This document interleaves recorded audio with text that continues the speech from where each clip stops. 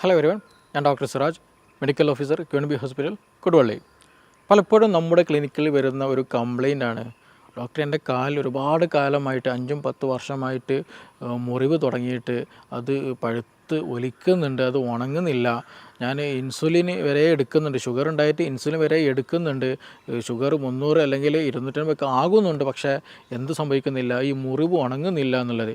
ചില കേസുകൾ നമ്മളടുത്ത് വരാറുള്ളത്, ആദ്യം ഒരു മുറിവുണ്ടായിരുന്നു, അങ്ങനെ ഡോക്ടറെ കാണിച്ചു, ഡോക്ടർ പറഞ്ഞു ഇത് വിരൽ മുറിക്കണമെന്നുള്ളത്. പിന്നീട് നോക്കുമ്പോൾ പിന്നെയും വന്നു, അങ്ങനെ കാൽപാദം മുറിച്ചു, അങ്ങനെ കാൽമുട്ട് വരെ മുറിച്ച പല കേസുകളും നമ്മുടെ അരികിൽ വരാറുണ്ട്. അപ്പോൾ എന്തുകൊണ്ടാണ് ഈ ഡയബറ്റിക് വന്ന കേസുകളിൽ ഷുഗർ വന്ന പേഷ്യൻറ്റിന് ഈ ഒരു അസുഖം വരിക, അല്ലെങ്കിൽ കാലിൽ മുറിവ്, ഉണങ്ങാത്ത മുറികൾ ഉണ്ടാകുന്നത് എന്തുകൊണ്ടാണ്, അത് എന്തുകൊണ്ടാണ് മാറാത്തത് എന്നുള്ളത് നമ്മൾ മനസ്സിലാക്കേണ്ട ഒരു കാര്യം. കാരണം ഒരുപാട് ആളുകളെ ഇന്ന് ബാധിച്ചിട്ടുള്ള, അവർക്കൊരു ഉത്തരം കിട്ടാത്തൊരു കണ്ടീഷനാണ് ഇപ്പോൾ പലപ്പോഴും ഈ ഒരു ഡയബറ്റിക് ഫുട്ട് അൾസർ എന്ന് പറയുന്ന കണ്ടീഷൻ എന്നുള്ളത്. അപ്പോൾ ഇത് ശരിയായ രീതിയിൽ നമുക്ക് ഭക്ഷണത്തിലൂടെയും മറ്റു മരുന്നുകൾ ഉപയോഗിച്ചും മറ്റു ബാൻഡേജുകൾ ഉപയോഗിച്ചും നല്ലൊരു ട്രീറ്റ്മെൻറ്റ് നമുക്ക് പ്രൊവൈഡ് ചെയ്താൽ, നല്ല രീതിയിൽ നമുക്ക് ട്രീറ്റ് ചെയ്താൽ തന്നെ അത് പെട്ടെന്ന് ഹീലാകുന്നതേ ഉള്ളൂ. നമ്മുടെ ലൈഫ് സ്റ്റൈൽ, നമ്മുടെ എല്ലാ മാറ്റങ്ങളും നമ്മളതിൽ കൊണ്ടുവരിക എന്നുള്ളതാണ്.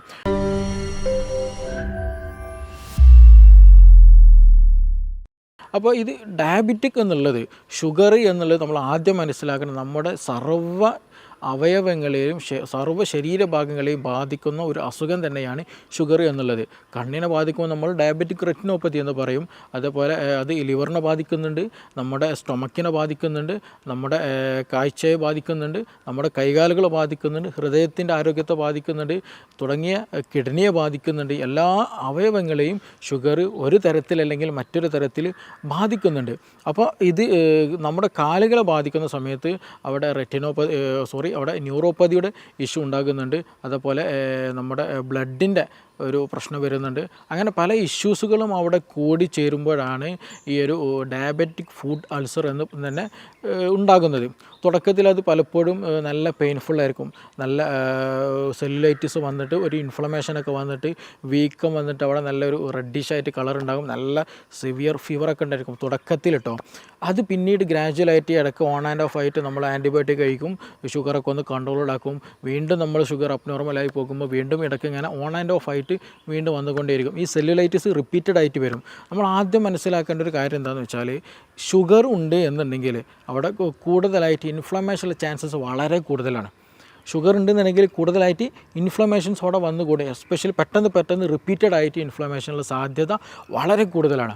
അപ്പോൾ നമ്മുടെ കാലുകളിൽ എസ്പെഷ്യലി ഞാൻ നേരത്തെ പറയുകയുണ്ടെങ്കിൽ നമുക്ക് ഞരമ്പിന് നെർവിന് എന്ത് ചെയ്യും, ഇതിന് ചെറിയൊരു ഡാമേജ് വരുമ്പോൾ ശരിയായ രീതിയിൽ നമുക്ക് ചെരുപ്പിടാൻ കഴിയില്ല. ചെരുപ്പിട്ടാൽ തന്നെ നമുക്ക് ചെരുപ്പ് ഇട്ടോ എന്നുള്ള ഫീല് പോലും കിട്ടില്ല. കാല് ശരിയായ രീതിയിൽ നിലത്ത് അമർത്തി ചവിട്ടാൻ കഴിയില്ല. അങ്ങനെയുള്ള പല ഇഷ്യൂസുകളും ഈ നെർവിന് ഡാമേജ് ഉണ്ടാവും. കാലിനിടയിൽ തരിപ്പ് വരിക, എന്തോ നല്ല ഹീറ്റ് പോലെ ഫീൽ ചെയ്യുക, ഭയങ്കര കുത്തിച്ചുളർക്കുന്ന പോലെ ഫീൽ ചെയ്യുക, അങ്ങനെ പല ആളുകൾക്കും പല രീതിയിലാണ് അത് അനുഭവത്തിൽ ഉണ്ടാവുക. അപ്പോൾ ഈ ഒരു നാഡിയെ ബാധിച്ച് കഴിഞ്ഞാൽ, ഈ നാഡി നരമ്പിനെ ബാധിച്ച് കഴിഞ്ഞാൽ എന്താണ്, ചില ആളുകൾക്ക് സെൻസേഷൻ ഉണ്ടായിരിക്കില്ല. അത് ഞാൻ നേരത്തെ പറഞ്ഞ പോലെ ചെരുപ്പിട്ടാൽ അറിയില്ല, നടക്കുമ്പോൾ കാല് നിലത്ത് തട്ടിയിട്ടുണ്ടോയെന്ന് അറിയില്ല. അപ്പോൾ അവർക്ക് നടക്കാൻ പ്രയാസം ഉണ്ടാകും, ശരിയായ രീതിയിൽ ഒരു പ്രോപ്പർ ഒരു ബാലൻസ് പോലും ശരീരത്തിന് കിട്ടിക്കൊള്ളുന്നുണ്ടാകില്ല. അപ്പോൾ നമ്മൾ ആ ഒരു സമയങ്ങളിലൊക്കെ പ്രത്യേകം ശ്രദ്ധിക്കേണ്ടതെന്ന് വെച്ചിട്ടുണ്ടെങ്കിൽ, കാലിലൊക്കെ ചെറിയ മുറിവ് വന്നാൽ എന്ത് ചെയ്യില്ല, ഈ വ്യക്തി രോഗി അറിയില്ല എന്നുള്ളതാണ്. പല കേസുകൾ നമ്മൾ ബെഡ് റിഡൻ ആയിട്ടുള്ള കേസുകൾ പലപ്പോഴും എന്താണെന്ന് വെച്ചിട്ടുണ്ടെങ്കിൽ, അവരെ ഷുഗർ ഉണ്ടായിരിക്കും ആ പേഷ്യൻറ്റിന്, പക്ഷേ അവരെ കാലുകളിൽ ചെറിയ വിരലുകളിലൊക്കെ എന്ന് വെച്ചാൽ ഉറുമ്പ് കടിച്ച കേസുകൾ ഉണ്ടായിരുന്നുണ്ട്. അതുപോലെ എലി കരണ്ട കേസുകളൊക്കെ ഉണ്ടാകാറുണ്ട്. കാരണം ഈ വ്യക്തി രോഗി എന്ത് ചെയ്യുന്നില്ല, ഇത് കരണ്ടതോ അല്ലെങ്കിൽ ഉറുമ്പ് കടിക്കുന്നതോ ഒന്നും അറിയുന്നില്ല എന്നുള്ളതാണ്. അപ്പോൾ ഈ കൂടുതലായിട്ട് ഷുഗർ ഉണ്ട് എന്നുണ്ടെങ്കിൽ, റിപ്പീറ്റഡ് ആയിട്ട് ഷുഗറൊക്കെ 300 അതിന് 350 ഒക്കെ ഉണ്ട് എന്ന് റിപ്പീറ്റഡ് ആയിട്ട് വരുന്നുണ്ട്, കൺട്രോൾഡ് അല്ല, HbA1c 11, 12, 13 ഒക്കെ ഉണ്ട് എന്നുണ്ടെങ്കിൽ തീർച്ചയായിട്ടും നമ്മൾ ശ്രദ്ധിക്കണം. കാരണം നമ്മളെ ഞരമ്പിനെയും ഈ ഒരു സെൻസേഷനൊക്കെ ബാധിച്ചു കഴിഞ്ഞാൽ നമ്മൾ നടക്കുന്ന സമയത്ത് വല്ല മുള്ളോ കല്ലോ അങ്ങനെ എന്തെങ്കിലും ചെറിയൊരു സ്ക്രാച്ച് വന്നാൽ പോലും നമ്മളറിയില്ല. ഈവൻ ബ്ലീഡിങ് വന്നാൽ പോലും ചിലപ്പോൾ നമ്മൾ കണ്ടുകൊള്ളുന്നുണ്ടാകില്ല. അപ്പോൾ നമുക്ക് ചെറിയൊരു മുറിവ് വന്നു കഴിഞ്ഞാൽ എന്ത് ചെയ്യും, അത് നമ്മൾ അറിയില്ല. മാത്രമല്ല ഞാൻ നേരത്തെ പറയുകയുണ്ടായി, ഇത് ഷുഗർ കൂടിക്കഴിഞ്ഞാൽ എന്താണ് ഇൻഫെക്ഷനുള്ള സാധ്യത വളരെ വളരെ കൂടുതലാണ് കമ്പാരിറ്റീവ്ലി. അപ്പോൾ ഇൻഫെക്ഷനുള്ള സാധ്യത വളരെ വളരെ കൂടുതലാണ്. അപ്പോൾ ഞാൻ നേരത്തെ പറഞ്ഞതുപോലെ നമ്മൾ ഒരു വഴിയിലൂടെ നടക്കുകയാണെന്നുണ്ടെങ്കിൽ നമ്മൾ എന്തെങ്കിലും ഒരു മുറിവ് സംഭവിച്ചു കഴിഞ്ഞാൽ പെട്ടെന്ന് ചെയ്യാം, മുറിവ് നമ്മൾ അറിയില്ല, നമുക്ക് എന്തെങ്കിലും മുറിവ് പറ്റിയിട്ടുണ്ടെന്ന് പോലും ആ ഫീലിംഗ് പോലും ഉണ്ടാകില്ല. അപ്പോൾ എന്തെങ്കിലും ഒരു ഇൻഫെക്ഷൻ നമ്മുടെ ബോഡിയിലെത്തും. മാത്രമല്ല എന്താണ്, ഷുഗർ കൂടിയതാണ്, ഇൻഫ്ലമേഷനുള്ള സാധ്യത വളരെ കൂടുതലാണ്. അപ്പോൾ ആ വരുന്ന ഇൻഫെക്ഷന്, ആ വരുന്നൊരു പാത്തോജന്, ആ ഒരു ഓർഗാനിസത്തിന് അവിടെ സ്പ്രെഡ് ആവാൻ, പെട്ടെന്ന് അവിടെ അറ്റാക്ക് ചെയ്യാൻ പറ്റിയൊരു കണ്ടീഷനായിരിക്കും ഉണ്ടാവുക. കാരണം ശരിയായ രീതിയിൽ സർക്കുലേഷൻ ഉണ്ടാവുക, നല്ല നീർക്കെട്ട് വന്ന കാലമായിരിക്കും, നല്ല അതിന് ഗ്രോ ചെയ്യാൻ പറ്റിയൊരു ടെമ്പറേച്ചർ എൻവയോൺമെൻറ്റൊക്കെ അവിടെ ഉണ്ടായിരിക്കും. അപ്പോൾ അതുകൊണ്ട് തന്നെ ചെറിയൊരു മുറിവ് സംഭവിച്ചാൽ തന്നെ ഈ ഒരു പാത്തോജൻ, നമ്മുടെ ഒരു ഓർഗാനിസം, ഈ ഒരു രോഗാണു എന്ത് ചെയ്യും, നമ്മുടെ ശരീരത്തിൽ കയറും, പെട്ടെന്ന് തന്നെ ഇൻഫെക്ഷൻ ഉണ്ടാകും. അത് പിന്നെ നമ്മൾ സുപ്രഭാതത്തിൽ ഒന്നെങ്കിൽ നമ്മൾ എന്തെങ്കിലും കാണണം, അല്ലെങ്കിൽ എന്തെങ്കിലും നീരൊലിക്കുന്ന സമയത്ത് നമ്മൾ തിരിച്ചറിയുള്ളൂ. ചിലപ്പോൾ നമ്മൾ എന്തെങ്കിലും സ്മെല്ല് വരുന്ന സമയത്ത് അത് ശ്രദ്ധിക്കുകയുള്ളൂ. ഇനി അതുമല്ലാതെ നമ്മുടെ രോഗിയുടെ ബൈസ്റ്റാൻഡേഴ്സോ കൂട്ടുകാരോ സുഹൃത്തുക്കൾ ആരെങ്കിലുമൊക്കെ കാണണം, നിൻ്റെ കാലിലൊരു മുറിവുണ്ടല്ലോ, ഇതെന്താ ഇങ്ങനെ സംഭവിച്ചതെന്ന് ചോദിച്ചാൽ മാത്രമായിരിക്കും രോഗി ശ്രദ്ധിക്കുക ഇങ്ങനെ മുറിവുണ്ടെന്നുള്ളത് മനസ്സിലാക്കുക. മറ്റൊരു കാര്യം നമ്മൾ ശ്രദ്ധിക്കേണ്ടതെന്ന് വെച്ചാൽ, ഇതേ ഒരു ഡയബറ്റിക് വന്ന കണ്ടീഷനിൽ ഞാൻ നേരത്തെ പറഞ്ഞു ഇൻഫ്ലമേഷൻ ചാൻസസ് വളരെ കൂടുതലാണ്. 2, നമുക്ക് സെൻസേഷൻ എന്ത് ചെയ്യില്ല, ശരിയായ രീതിയിൽ കിട്ടിക്കൊള്ളുന്നുണ്ടാകില്ല. മൂന്നാമത് നമ്മൾ ശ്രദ്ധിക്കേണ്ടത് വെച്ചാൽ, ഈ ചെറിയ കാലിലേക്കുള്ള ചെറിയ ബ്ലഡ് വെസൽ, രക്തക്കുഴലുകളുണ്ട്. ഈ രക്തക്കുഴലുകളിൽ എന്ത് ചെയ്യും, ചെറിയ ഡാമേജുകൾ വന്നു പോകും. ശരിയായ രീതിയിൽ സർക്കുലേഷൻ നടക്കില്ല. ശരിയായ രീതിയിൽ സർക്കുലേഷൻ നടന്നില്ല എന്നുണ്ടെങ്കിൽ നമുക്ക് ബോണിന് വേണ്ട ഗ്രോത്ത് മെറ്റീരിയൽസ് കിട്ടില്ല, അവിടെ മസിൽ ആക്ഷനുള്ള കിട്ടില്ല. അതേപോലെ അവിടെ വേസ്റ്റ് മെറ്റീരിയൽ ഒരിക്കലും എന്ത് ചെയ്യില്ല, ബോഡി റിമൂവ് ചെയ്യാനുള്ള ഒരു സംവിധാനം അവിടെ ഉണ്ടാകില്ല. അതൊക്കെ ഡിസ്ഹാർമോണി ആയിട്ട് പോകും. അപ്പോൾ അങ്ങനെ വരുമ്പോൾ നമുക്ക് പെട്ടെന്ന് എന്ത് ചെയ്യും, ഇതുപോലെയുള്ള അസുഖങ്ങൾ, നീർക്കെട്ട് വരാനുള്ള ചാൻസ് വളരെ കൂടുതലാണ്. ഇൻഫെക്ഷൻ പെട്ടെന്ന് കൂടുതൽ വരാനുള്ള ചാൻസാണ്. കാരണം ഒരു ഇൻഫെക്ഷൻ വന്നാൽ നമ്മുടെ ശരീരം എന്ത് ചെയ്യും, അതിന് ന്യൂട്രോഫിൽസും പോലെയുള്ള പല സെല്ലുകൾ അയച്ചിട്ട് അതിനെ പ്രതിരോധിക്കും. പക്ഷേ ഇവിടെ സർക്കുലേഷൻ ശരിയായ രീതിയിൽ നടക്കുന്നില്ല എന്നുണ്ടെങ്കിൽ ശരിയായ രീതിയിൽ ഒരു രോഗപ്രതിരോധ സംവിധാനം അവിടെ ലഭിച്ചുകൊള്ളുന്നില്ല.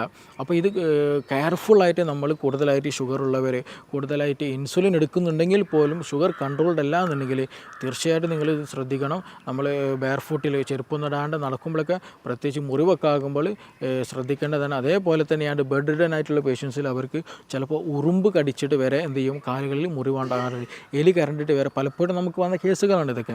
അപ്പോൾ ആ സമയത്തൊക്കെ നമ്മളെന്താ വെച്ചാൽ പ്രത്യേകം ആ ഒരു രോഗിയെ ശ്രദ്ധിക്കേണ്ടതുണ്ട്. സോ അതുകൊണ്ട് തന്നെ ശരിയായ രീതിയിൽ നമുക്കവിടെ സർക്കുലേഷൻ ലഭിച്ചില്ല എന്നുണ്ടെങ്കിൽ അവിടെ എന്ത് ചെയ്യില്ല, കാൽസ്യം പോലെയുള്ള സപ്ലിമെൻറ്റ്സ്, വൈറ്റമിൻസ്, മിനറൽസ് എന്ത് ചെയ്യില്ല, ശരിയായ രീതിയിൽ എത്തില്ല, നല്ല ഡിഫൻസീവ് മെക്കാനിസം അവിടെ വർക്ക് ചെയ്യില്ല, ബോണ്ട് ഗ്രോത്ത് നടക്കില്ല, മസിൽ ആക്ഷൻസ് നടക്കില്ല, അങ്ങനെയുള്ള അവിടെ ഓക്സിജൻ എത്തില്ല. അപ്പോൾ പല ഇഷ്യൂസ് അവിടെ ഉണ്ടായിരിക്കും. ചില കണ്ടീഷനുകളിൽ എന്താ വെച്ചിട്ടുണ്ടെങ്കിൽ ഇത് കംപ്ലീറ്റ്ലി ബ്ലോക്ക്ഡ് ആയിപ്പോയി, അവിടേക്കുള്ള സർക്കുലേഷൻ കംപ്ലീറ്റ്ലി ബ്ലോക്ക്ഡ് ആയി കഴിഞ്ഞാൽ അവിടെ നിന്നുള്ള സെൽ ഡെത്തുകൾ സംഭവിച്ചു, അവിടുത്തെ കോശങ്ങൾ എന്ത് ചെയ്യും, നശിച്ചു പോകാൻ തുടങ്ങും, ഗാംഗ്രീൻ എന്നുള്ള കണ്ടീഷനിലേക്ക് അത് എത്താറുണ്ട്. അപ്പോൾ അങ്ങനെ വരുമ്പോൾ വേറൊരു ഓപ്ഷൻ തന്നെയില്ല, നമുക്ക് സർജിക്കലായിട്ട് തന്നെ അത് ബ്ലാക്കിഷ് കളറായിട്ട്, നല്ല കറുത്ത ഡാർക്ക് ഗ്രീനിഷ് കളറായിട്ടൊക്കെ അത് ഫോം ചെയ്യാറുണ്ട്. അതെന്ത് ചെയ്യുക, സർജറി ചെയ്ത് റിമൂവ് ചെയ്യുക എന്നുള്ള ഒരു ഓപ്ഷൻ മാത്രമാണ് അവിടെ ഉണ്ടാകുക. കാരണം അത് കംപ്ലീറ്റ്ലി ലേറ്റായിട്ടുണ്ടായിരിക്കും പലപ്പോഴും. കാരണം അതിങ്ങനെ എടുത്തു വെച്ച് ഡോക്ടറെ കാണിക്കാതെ അങ്ങനെ എടുത്തു വെച്ചിട്ടുണ്ടായിരിക്കും പലപ്പോഴും. അത് ഗ്രാജുവലി എന്ത് ചെയ്യും, അത് കറുപ്പ് ഒരു കണ്ടീഷനാവും. നമ്മളൊരു എന്താ പറയുക, ഒരു മരത്തിലോ അല്ലെങ്കിൽ വേറെ എന്തെങ്കിലും ഒരു സാധനത്തിൽ ടച്ച് ചെയ്തൊരു ഫീലിംഗ് അല്ലെങ്കിൽ അങ്ങനെയുള്ള ഒരു സൗണ്ടൊക്കെ ആയിരിക്കും അതിൽ നിന്ന് ഉണ്ടാവുക. കാരണം കംപ്ലീറ്റ്ലി സെല്ല് ഡെത്തായിട്ടുണ്ടാവും, ഒരു വർക്കിങ്ങും അവിടെ നടക്കില്ല, കംപ്ലീറ്റ് ഡാമേജ്ഡ് ആയിട്ടുണ്ടാവും. അപ്പോൾ അത് സർജറി ചെയ്തിട്ട് തന്നെ നമ്മൾ റിമൂവ് ചെയ്യണം. പക്ഷേ നമുക്ക് വരുന്ന കേസുകൾ മോസ്റ്റ്ലി എന്താണ്, ഇപ്പോഴത്തെ ഒരുപാട് ആളുകൾക്ക് ഷുഗർ കൺട്രോൾഡാണ് അല്ലെങ്കിൽ കൺട്രോൾഡ് അല്ലാത്ത കേസുകളുണ്ട്. അപ്പോൾ ഈ മുറിവ് എന്ത് ചെയ്യുന്നില്ല, ഉണങ്ങുന്നില്ല, അവിടെ ഈ പറഞ്ഞതുപോലെ ഇൻഫ്ലമേഷൻ വന്ന് പിന്നീട് ആബ്സസ് ഫോം ചെയ്ത് പസ് വന്നിട്ട് നീരിങ്ങനെ ഒലിച്ച് വരിക, ഇടയ്ക്ക് ഡ്രസ്സ് ചെയ്യും, ഇടയ്ക്ക് ഡ്രസ്സ് ചെയ്യില്ല, പെട്ടെന്ന് ഇൻഫെക്ഷൻ വരിക. അപ്പോൾ ഇതിങ്ങനെ റിപ്പീറ്റഡ് ആയിട്ട് സൈക്കിൾ ഇങ്ങനെ മാറിക്കൊണ്ടേയിരിക്കും എന്ന് പറഞ്ഞു. അപ്പോൾ അങ്ങനെയുള്ള കേസുകൾ നമ്മൾ ശ്രദ്ധിക്കേണ്ടതെന്ന് വെച്ചാൽ, ഒന്ന് നമ്മൾ ശരിയായ രീതിയിലുള്ള ഒരു ലൈഫ് സ്റ്റൈൽ മാനേജ്മെൻറ്റ് കൊണ്ടുവരിക എന്നുള്ളതാണ്. അതായത് നമ്മൾ ഇതിൻ്റെ ബേസിക് റീസൺ എന്ന് പറയുന്നത് ഷുഗറാണ്. അപ്പോൾ ഷുഗർ കൺട്രോൾ ചെയ്യാൻ നമുക്ക് നല്ലൊരു ഡയറ്റ് പ്ലാൻ പ്ലാൻ വളരെ ഇമ്പോർട്ടൻ്റ് ആണ്. ഷുഗർ കുറക്കുക, മറ്റു പ്രോട്ടീൻസ്, വൈറ്റമിൻസ്, മിനറൽസുകളും കൂടുതൽ പ്രൊമോട്ട് നമ്മുടെ ശരീരത്തിൽ കൊടുക്കുക. കാരണം അത് ഹീലിങ്ങിനും സർക്കുലേഷനും നമ്മുടെ ഫാറ്റ് ലിവർ പോലെയുള്ള പ്രശ്നങ്ങൾ, അതുപോലെ ഇൻസുലിൻ റെസിസ്റ്റൻറ്റ് കണ്ടീഷൻസിനൊക്കെ ഹെൽപ്ഫുൾ ആയിട്ടുള്ളതാണ് ഈ പറയുന്ന വൈറ്റമിൻസ്, മിനറൽസ്, മറ്റു പ്രോട്ടീൻസൊക്കെ ഉള്ളത്. അതൊക്കെ ശരീരത്തിൽ ലഭിച്ചാൽ മാത്രമാണ് മറ്റു എൻസൈംസുകളും മറ്റു ഹോർമോൺസുകളൊക്കെ ശരീരത്തിൽ പ്രൊഡ്യൂസ് ചെയ്യുകയുള്ളൂ. അപ്പോൾ നല്ല രീതിയിൽ പ്രൊഡക്ഷൻ നടക്കണമെന്നുണ്ടെങ്കിൽ, നല്ല രീതിയിൽ മെക്കാനിസം നടക്കണമെന്നുണ്ടെങ്കിൽ ഈ വൈറ്റമിൻസും മിനറൽസൊക്കെ പ്രോപ്പറായിട്ട് നമ്മുടെ ശരീരത്തിൽ കഴിക്കണം. അപ്പോൾ അങ്ങനെ ചെയ്യണമെന്നുണ്ടെങ്കിൽ നമ്മൾ പ്രോപ്പറായിട്ടുള്ള ഒരു ഡയറ്റ് പ്ലാന് മുന്നോട്ട് വെക്കുക എന്നുള്ളതാണ്. കൂടാതെ തന്നെ നമുക്ക് ഇൻസുലിൻ പോലെയുള്ള മറ്റു ഡയബറ്റിക്കിന് വേണ്ടിയിട്ടുള്ള ഡയബറ്റിക് കൺട്രോൾ ചെയ്യാൻ ഒന്നുകൂടെ പ്രോപ്പറായിട്ടുള്ള മെഡിസിൻസ് കറക്റ്റ് തന്നെ നമ്മൾ പ്രൊവൈഡ് ചെയ്യുക, കഴിക്കുക എന്നുള്ളതാണ്.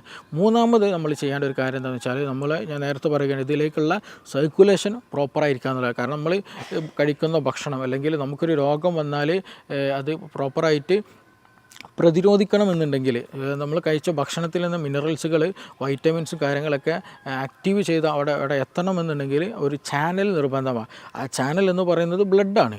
അപ്പോൾ പ്രോപ്പറായിട്ടുള്ള സർക്കുലേഷൻ ഉണ്ടാവുക എന്ന് വളരെ ഇമ്പോർട്ടൻ്റ് ആണ്. അപ്പോൾ സർക്കുലേഷൻ കൂട്ടുന്നതിന് വേണ്ടിയിട്ടുള്ള പല മെത്തേഡ്സുകളുണ്ട്, പല തെറാപ്പികളുണ്ട്, പല സംവിധാനങ്ങളുണ്ട്. അത് നമ്മൾ കീപ്പ് ചെയ്യുക എന്നുള്ളതാണ്. പിന്നെ അതുപോലെ ഒരു ഇൻഫ്ലമേഷൻ ഇല്ലാതിരിക്കുക എന്നുള്ള, അല്ലെങ്കിൽ ഒരു ഇൻഫ്ലമേഷൻ വരാതിരിക്കാനുള്ള ഒരു എൻവയോൺമെൻറ്റ് നമ്മളെപ്പോഴും കീപ്പ് ചെയ്യുക, നല്ല പ്രോപ്പറായിട്ട് അതിനെ മാനേജ് ചെയ്ത് കൊണ്ടുപോകുക എന്നുള്ളതാണ്. അങ്ങനെ ഒരു പ്രോപ്പർ വേയിൽ നമ്മളതിനെ മാനേജ് ചെയ്താൽ, അതിനെ ഫോക്കസ് ചെയ്ത് നീങ്ങിക്കഴിഞ്ഞാൽ നമുക്കത് വിത്തിൻ ഡേയ്സിൽ തന്നെ നല്ല മാറ്റങ്ങൾ കൊണ്ടുവരാൻ കഴിയും. ചില കേസുകളിൽ നമ്മളടുത്ത് വരാറ് ഈ വെരിക്കോസും കൂടെ കൂടിയിട്ട് വരാറുണ്ട്. വെരിക്കോസ് അൾസറായിരിക്കും, ഷുഗറും ഉണ്ടായിരിക്കും. അപ്പോൾ ഇത് പെട്ടെന്ന് ഹീലായിരിക്കില്ല. അത് നേരത്തെ പറഞ്ഞതുപോലെ ഈ ഒരു ഇഷ്യൂസും കാര്യങ്ങളൊക്കെ സെയിം ആയിട്ടുണ്ടായിരിക്കും. മാത്രമല്ല ഈ വെരിക്കോസിൻ്റെ ഇഷ്യൂ കൂടുതലായിട്ടാണ്, നല്ല പെയിൻഫുൾ ആയിരിക്കും ഉണ്ടാവുക. അപ്പോൾ അങ്ങനെയുള്ള കേസുകളിൽ നമുക്ക് നല്ല രീതിയിൽ ബാൻഡേജ് ചെയ്തിട്ടും മറ്റേ ഹീൽ മെത്തേഡ്സുകൾ, ഡിഫറെൻറ്റ് മെത്തേഡ്സുകളുണ്ട്. അത് നല്ല രീതിയിൽ നമ്മൾ പ്രോപ്പറായിട്ട് നമ്മൾ ചെയ്യുകയാണെന്നുണ്ടെങ്കിൽ, നല്ല കെയർഫുള്ളായിട്ട് ഡയറ്റും കാര്യങ്ങളൊക്കെ ശ്രദ്ധിക്കുകയാണെന്നുണ്ടെങ്കിൽ വിത്തിൻ ഡേയ്സിൻ്റെ ഉള്ളിൽ, വിത്തിൻ വീക്സിനുള്ളിൽ തന്നെ നല്ല റിസൾട്ട്, പോസിറ്റീവ് റിസൾട്ട് തന്നെ നമുക്ക് ലഭിക്കുന്നതാണ്. പിന്നെ അതുപോലെ തന്നെ അതുമായി ബന്ധപ്പെട്ടുള്ള മറ്റു പല ഇഷ്യൂസ് ഞാൻ നേരത്തെ പറഞ്ഞു, ബോണിൻ്റെ ഹെൽത്ത് ഡാമേജ്ഡ് ആവും, മസിലിൻ്റെ ഹെൽത്തിന് ഡാമേജ്ഡ് ആവും. അതിനൊക്കെ നമുക്ക് എന്ത് ചെയ്യാം, വീണ്ടും നമുക്ക് നോർമൽ ലെവലിലേക്ക് എത്തിക്കാം. മറ്റു റെറ്റിനോപ്പതികൾ, അതേപോലെ മറ്റു അവയവങ്ങളെ ബാധിക്കുന്ന PCOD പോലെയുള്ള പ്രശ്നങ്ങൾ, അങ്ങനെയുള്ള എല്ലാ ഡയബറ്റിക് റിലേറ്റഡ് ആയിട്ട് ഇൻസുലിൻ റെസിസ്റ്റൻസിന് ബാധിക്കുന്ന ഏതൊക്കെ അവയവങ്ങൾ, ഏതൊക്കെ പാട്ടുണ്ടോ അതിനൊക്കെ നമുക്ക് എന്ത് ചെയ്യാം, ഈ ഒരു മെത്തേഡ്സ് ഉപയോഗിച്ചിട്ട് തന്നെ ഡയറ്റ് മാനേജ്മെൻറ്റും പിന്നെ മെഡിക്കേഷൻസ് ഉപയോഗിച്ചുകൊണ്ടൊക്കെ നമുക്കൊരു പ്രോപ്പർ വേയിലേക്ക് നമുക്ക് കൊണ്ടുവരാൻ കഴിയും. നമുക്കങ്ങനെ ഒരുപാട് റിസൾട്ടുകൾ തന്നെ ലഭിച്ചിട്ടുണ്ട്. അപ്പോൾ ഇതുമായി ബന്ധപ്പെട്ട് നിങ്ങൾക്ക് കൂടുതൽ അറിയാനോ പഠിക്കാനോ മനസ്സിലാക്കാനോ ഉണ്ടെങ്കിൽ നിങ്ങൾക്ക് എന്ത് ചെയ്യാം, ഈ നമ്പറിൽ ബന്ധപ്പെടാവുന്നതാണ്. നമുക്കിനി മറ്റൊരു വിഷയവുമായി ബന്ധപ്പെട്ടിട്ട് വീണ്ടും കാണാം. Thank you.